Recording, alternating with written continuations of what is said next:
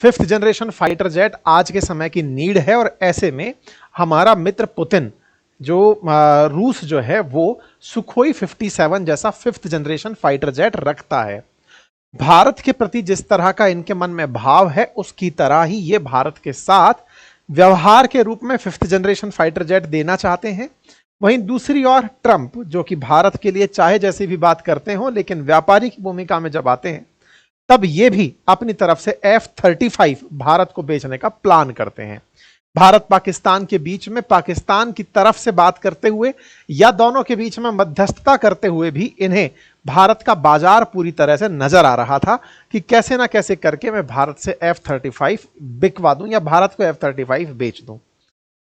4 देश हैं हमारे सामने जो सेलर बनकर खड़े हैं। अमेरिका F-35 लेकर खड़ा है तो रूस अपनी तरफ से सुखोई 57 लेकर खड़ा है। राफेल वाले अपना दुकान पहले ही लगाए बैठे हैं। पहलगाम के बाद की जो घटनाएं हुई ऑपरेशन सिंदूर और इस बीच में वो मरीन बेचने वाला जो राफेल मराइन है उसको बेचने का कॉन्ट्रैक्ट लेके भी जा चुके हैं, लेकिन उसके बावजूद भी बाजार में 5th जनरेशन का मार्केट गर्म है। इसी बीच में रूस का एक ऑफर हमारे सामने आ जाता है। रूस का ऑफर आ जाता है कि अगर भारत हमसे सुखोई 57 लेता है तो हम इसका सोर्स कोड भी भारत को देने को तैयार हैं।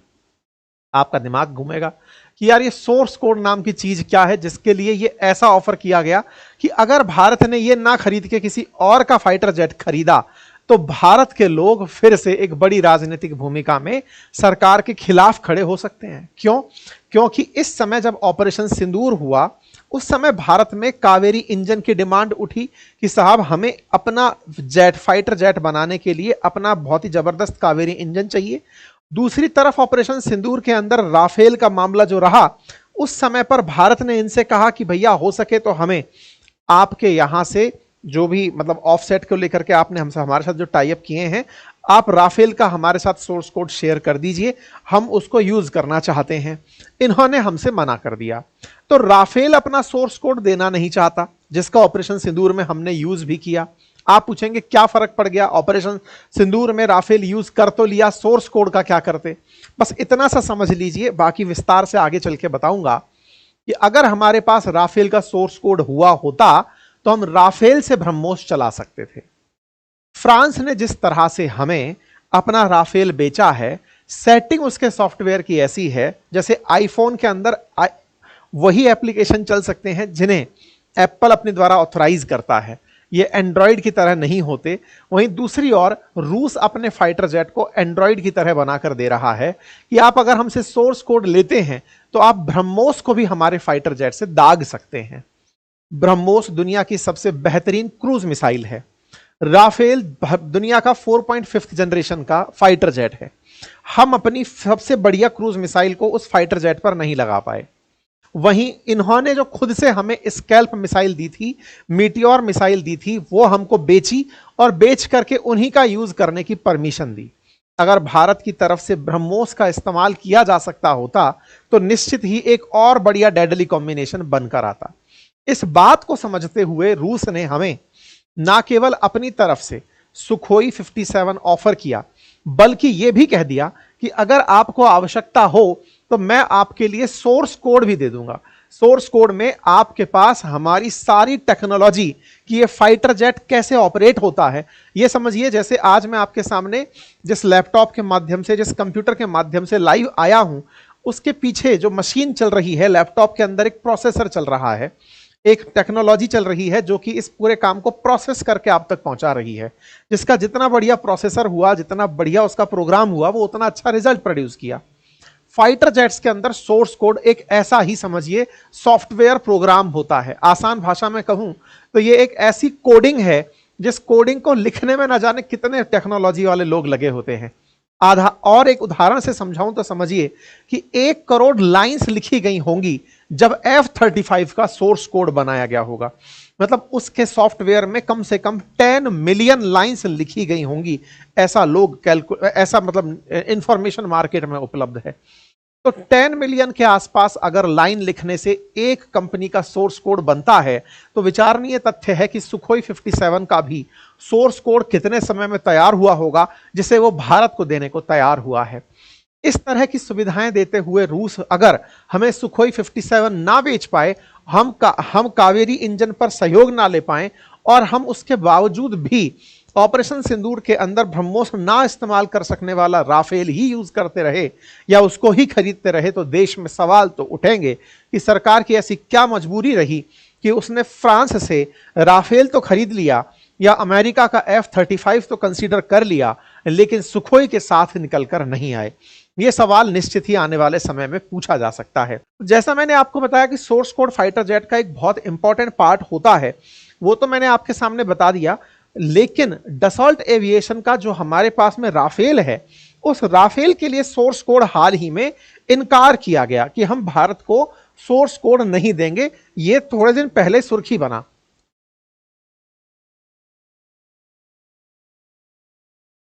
भारत को सोर्स कोड ना देने की जो ये सुर्खी बना था, इसी बीच में अमेरिका भी कूद पड़ा और उसने कहा कि मुझसे F-35 ले लो, दुनिया में सबसे बेहतरीन स्टेल्थ टेक्नोलॉजी मैं रखता हूं। दिमाग दौड़ने लगा कि यार ऐसा इन 5th जनरेशन फाइटर जेट्स में होता क्या है। तो आसान भाषा में एक जवाब होता है और वो ये कि ये फाइटर जेट्स बहुत तेज उड़ते तो हैं ही, पकड़ में नहीं आते हैं। मतलब ये फाइटर जेट जब हमला करने जाते हैं तो जिसकी टेरिटरी में ये हमला करने जाते हैं वहां के रडार इसे नहीं पकड़ पाते। ऐसा क्यों होता है? ऐसा इसलिए क्योंकि ये कुछ स्टेल्थ टेक्नोलॉजी का उपयोग करते हैं। स्टेल्थ टेक्नोलॉजी के बारे में कहा जाता है कि जब कोई रडार अपनी तरफ से रेडियो वेव्स इनकी तरफ भेजता है तो ये इस रेडियो वेव को अपने अंदर अब्जॉर्ब कर लेते हैं और मतलब सिस्टम तक रिफ्लेक्शन नहीं पहुंचने देते। जिनमें जितना बेहतरीन रडार स्टेल्थ टेक्नोलॉजी होता है वो उतने बढ़िया फाइटर जेट्स माने जाते हैं। 5th जनरेशन की ये एक खास बात होती है। बाकी इनके अंदर एजिलिटी होना, इलेक्ट्रॉनिक वारफेयर में शामिल होना, खुद से इनके अंदर अवॉक सिस्टम लगे होना, मल्टी रोल कॉम्बैट एक्सरसाइजेज में सक्सेसफुल होना, बेहतरीन मैनोवरिंग होना, ये अतिरिक्त पार्ट हैं जो 5th जनरेशन में होते हैं। लेकिन जिसको सबसे टॉप मोस्ट माना जाता है वो है इनका पकड़ में ना आना।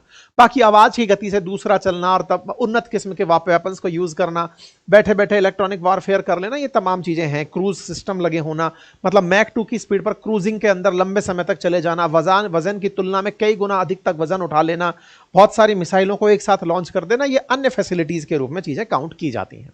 अच्छा साहब, दुनिया में अगर 5th जनरेशन फाइटर जेट्स की इस समय कंपैरिजन कराई जाए तो अमेरिका 5th जनरेशन कैटेगरी में 2 फाइटर जेट रखता है, एक F-22 रैप्टर और दूसरा F-35 लाइटनिंग। वहीं चाइना अपना J-20 बना चुका है। J-20 की कहानी क्या है कि चीन ने जो J-20 बनाया है, इसकी भी कहानी बड़ी रोचक है साहब। चीन का J-20 fighter jet 5th generation fighter jet है। इन्होंने अभी तक अपनी सेना में इसे शामिल नहीं किया है, लेकिन ये पाकिस्तान को देने को तैयार हो गए हैं। इसकी चर्चा हम करेंगे। दूसरी तरफ है सुखोई 57। इसके साथ दिक्कत क्या है? दुनिया का अमेरिका के प्रभाव में रहते हुए इसकी खरीदारी से बचना। अमेरिकी मीडिया ने इसके बारे में कह रखा है कि इसकी स्टेल्थ टेक्नोलॉजी इतनी पावरफुल नहीं है जितनी और फाइटर जेट्स की पावर टेक्नोलॉजी है। मतलब इसे रीच किया जा सकता है, पकड़ा जा सकता है, ऐसा मार्केट के अंदर मीडिया कवरेज के माध्यम से जानकारी निकलती है कि सुखोई तुलनात्मक रूप से स्टेल्थ में थोड़ा कम है। बाकी तो एजिलिटी और मैनोवरेबिलिटी तो इसकी जबरदस्त मानी जाती है। खैर, सुखोई की अपनी विशेषताएं हैं और इन विशेषताओं में रूस के द्वारा ये जो हमारे सामने ट्रंप कार्ड चला गया है, ये असल में चला ट्रंप के कारण ही गया है। फरवरी में जब प्रधानमंत्री मोदी अमेरिकी यात्रा पर थे और ट्रंप से मुलाकात कर रहे थे, तो ट्रंप ने उस समय भारत के साथ F-35 जेट्स की बातचीत की थी। भारत को अमेरिका हमेशा से ही अपने फाइटर जेट्स बेचना चाहता है। भारत के पास अमेरिका के फाइटर जेट्स में से कोई नहीं है। फाइटर जेट्स ना होना, हमारे पास मालवाहक हरक्यूलिस जैसी चीजें हैं, युद्ध के लिए गोला फेंकने वाली चीजें नहीं हैं। अमेरिका चाहता है, क्योंकि फाइटर जेट बहुत महंगी डील होती है, अमेरिका चाहता है कि भारत हमसे फाइटर जेट खरीद ले। फाइटर जेट्स की एक कहानी होती है, वो क्या है? एक बार जिससे आपने फाइटर जेट ले लिया, आपको उस देश पर निर्भर होना पड़ता है। मतलब ये ऐसा है कि ये माल ले लिया तो अब आपको डिपेंडेंट रहना पड़ेगा कि आपने 50 ले लिए तो अगले बार के लिए फिर आपको सर्विसेज भी उसी से लेनी है, उसके ऑपरेशंस भी उसी से लेने हैं। मतलब निर्भरता बढ़ जाती है। ये जैसे गाड़ी खरीदने के बाद चीजें खत्म नहीं हो जाती, सर्विस सेंटर से आपको व्यवहार रखना पड़ता है, वैसे ही फाइटर जेट के साथ होता है। फाइटर जेट ले लिया तो उस देश के साथ आपको फिर फ्यूचर के संबंध रखने पड़ते हैं। ठीक है साहब, अमेरिका हमारे साथ F-35 के लिए लगा रहा। अमेरिका का F-35 भारत के एयर शो में भी प्रेजेंट हुआ। बेंगलुरु के अंदर हमारा एक एयर शो होता है जिसको एरो इंडिया नाम दिया गया। उसमें हम लोगों ने बुलाया दुनिया के बढ़िया फाइटर जेट्स कि जिनको बेचना है चले आओ। इसमें अमेरिका ने F-35 भेजा और रूस ने सुखोई भी भेजा। राफेल वाफेल ये सब आकर खड़े हुए, दोनों ने अपने अपने करतब दिखाए। उन करतब में सुखोई उस समय लोगों का ध्यान इसलिए खींच गया क्योंकि साहब रूस ने इसे सबसे सस्ता ऑफर कर दिया कि मैं सबसे सस्ता आप लोगों को सुखोई 57 देने को तैयार हूं। अच्छा, इतना उत्साहित क्यों है रूस? क्योंकि इसे पता है कि भारत उसका पुराना क्लाइंट है। अगर ये निकल गया तो आने वाले समय में सर्विस सेंटर बंद हो जाएंगे, मतलब भारत हमसे और नहीं खरीदेगा। तो इसको अपनी तरफ से मार्केट के अंदर तो रीच चाहिए ही चाहिए। और अभी भारत पाकिस्तान के हॉस्टाइल सिचुएशंस में इन्हें चाहिए कि भारत अगर तत्काल प्रभाव से हमें खरीद लेता है तो हमारे लिए एक बहुत अच्छा ब्रॉड रीजन निकल कर आ जाएगा कि हां, भारत के साथ लंबा रिश्ता आगे आने वाले समय के लिए भी जुड़ गया है। खैर, इस बीच में ये हम लोगों को ये ऑफर करते करते आगे निकलते हैं और कहते हैं कि आपको हम अतिरिक्त रूप से सोर्स कोड भी दे सकते हैं। अब आप पूछेंगे, फरवरी में एरो शो हुआ था, इसके बाद में अचानक ये खबर आ कहां से गई? ये कह रहे हैं कि हम भारत को अपनी तरफ से सोर्स कोड भी दे सकते हैं। इसके पीछे की कहानी क्या है? पीछे की कहानी बड़ी इंटरेस्टिंग है। इंटरेस्टिंग क्या है? जब भारत और पाकिस्तान के बीच ऑपरेशन सिंदूर की ये जो कहानी चल रही थी, पहलगाम और उसके बाद भारत का ऑपरेशन सिंदूर, उस समय दोनों ही देशों ने अपनी तरफ से अपनी सुरक्षा व्यवस्थाओं का मुआयना करना शुरू किया कि हमें क्या चाहिए और हमें किस तरह से अपने आप को और अपडेट करना है।